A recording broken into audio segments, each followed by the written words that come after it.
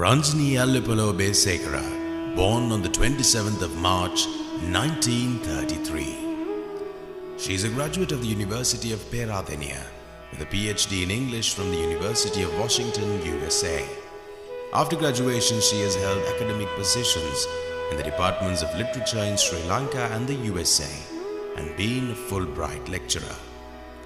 Looking back over her life, she says she realizes that she lived in a very fortunate era. As a child, she was exposed to the rich world of Sinhala literature, its folk poetry and stories through her parents and grandparents. Growing up and going to good schools, she got a firm grounding in English and was exposed to all the riches of Western literature. She was in the first batch of students to go to the new University of Pennsylvania, and there, as a young undergraduate, she was experienced the stimulation and excitement of the intellectual life, guided by excellent teachers who trained students to think critically and to absorb the best of what they read. It was never rote learning. Sometimes they would come out of a lecture, such as Professor Ludowic's, enthralled and inspired, but without a single line of notes. The 4 years of the university were spent in reading everything she could lay her hands on, in writing carefully thought out and critical tutorials, in intense discussions and debates.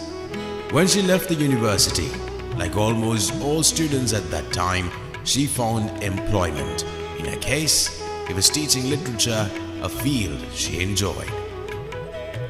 Over the years, her contributions include the following: Sinhala Writing and New Critiques in 1974, an anthology of modern writing from Sri Lanka, edited jointly with Chitra Fernando in 1981, Jewels of Doctrine, Stories from the Saddharma Ratnavaliya, New York 1991, A Grief Ago, Short Stories in Colombo 1998, Theatre in a Time of Terror, Satire in a Primitive Space, Delhi 1996, Portraits of Buddhist Women, New York 2001, Yasodhara's Lament, Colombo 2005, Yasodhara, Wife of the Bodhisattva, translation, The Yasodharavata and Yasodhara Padana, New York 2009.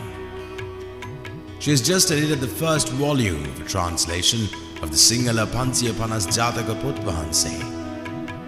Since that time, the world for the young has changed drastically.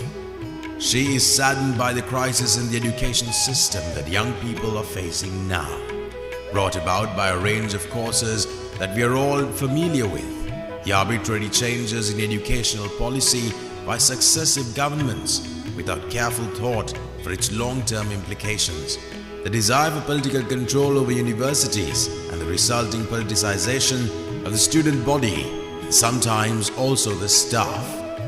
The exponential increase in numbers of students without adequate funds for the improvement of facilities and infrastructure. The flight of talent and brain drain. She thinks it is a shocking deterioration in a university system which 50 years ago was the best in Asia, where its free education system and its excellent central schools were a model for other countries in the region. She believes that if governments do not realize that a good, critical, creative education is the lifeblood of a nation, then no amount of economic infrastructure can produce real development. That is the challenge facing the country today, and the best minds in the nation, not just politicians, should be engaged in responding to this.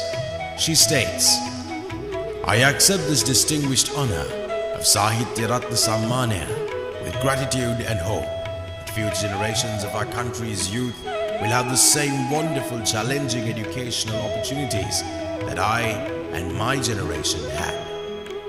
We, on our part, wish her good health and years of continued contribution to the field of literature."